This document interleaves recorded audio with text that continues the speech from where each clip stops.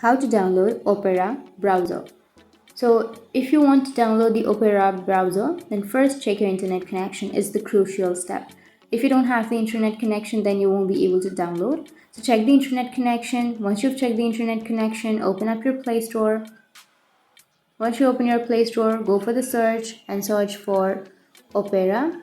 Once you've searched, here you will have your Opera browsers, right? You can simply choose any browser that you would like to download. So for example, I'll be choosing this one. So simply tap on install if you want to install the browser.